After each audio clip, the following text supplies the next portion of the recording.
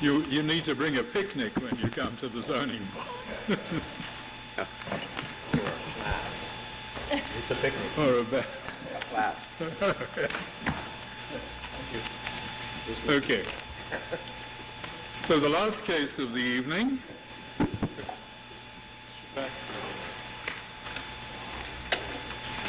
is 2 Cleveland Lane, Block 701, Lot 16 in the R1 zone of the borough, and it carries the case number Z1616-405V.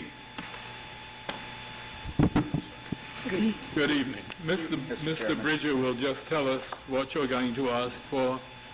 Mr. Bridger, before you do that, I'll note for the record that the noticing is in order and the board has jurisdiction. Good. Mr. Bridger. Yes, sir. Still under oath. Okay, great. Danielle Coppola is the owner and the applicant, and she's the owner of 2 Cleveland Lane. She's seeking a hardship C1 variance and in the alternative a C2 to permit the installation of a natural gas generator in exception to the required setback. Property is located in the R1 zone, subject to the use and bulk regulations in accordance with sections 17A, 227, and 231 of the former Princeton Borough Land Use Ordinance. Existing single-family use is permitted as of right. Subject lot is non-complying with respect to the minimum lot area. The requirement is 20,000 square feet. The existing is 17,300 square feet. The lot width requirement is 125. The lot width existing is 108.7 feet. Subject property is also non-complying with respect to the following bulk requirements. The front yard setback is,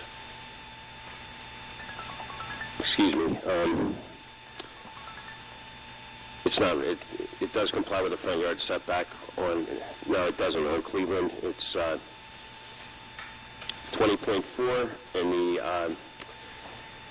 the prevailing is 63 feet.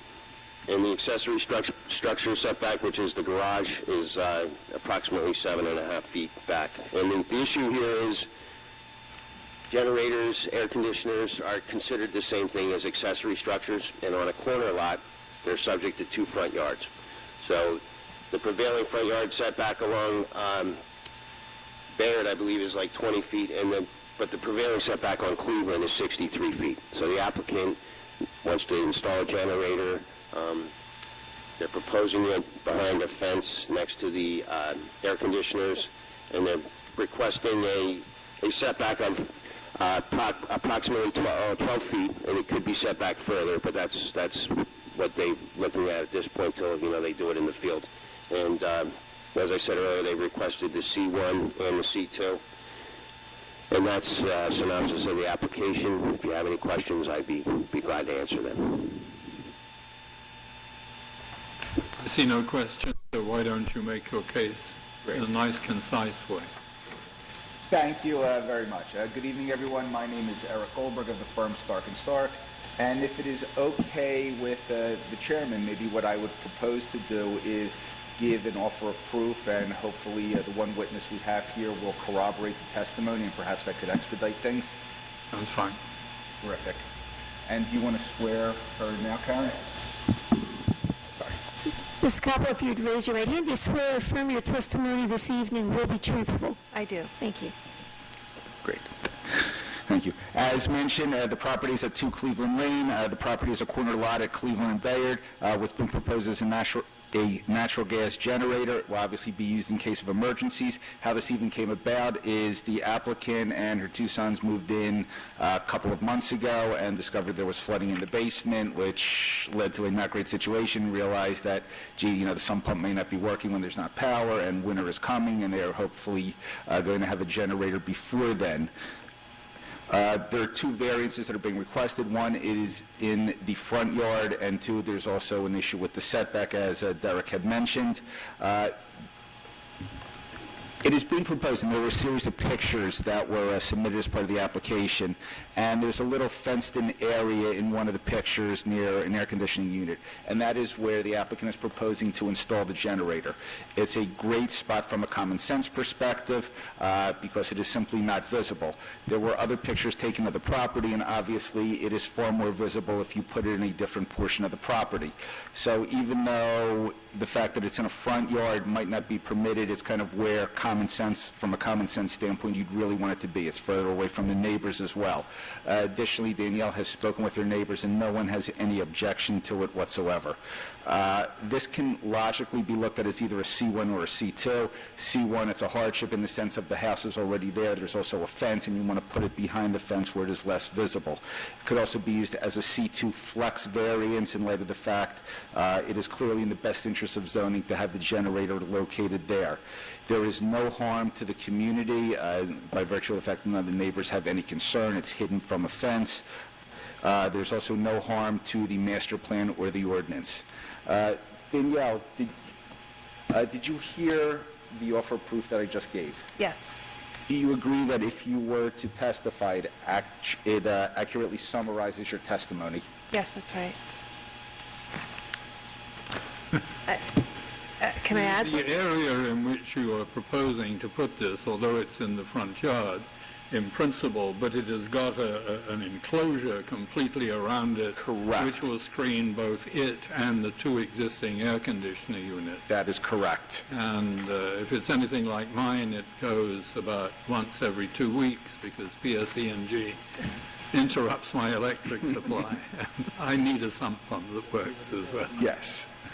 Okay, so it's... May I add? I'm sorry. It's the corner, so it's the furthest you could be from either of the neighboring houses. And even when it's running, the traffic on the lane will drown it out. And I will tell you, this is located within a noise-attenuated unit, so it would basically be, from a noise standpoint, analogous to the air conditioners that are there on, like, say, a hot summer day.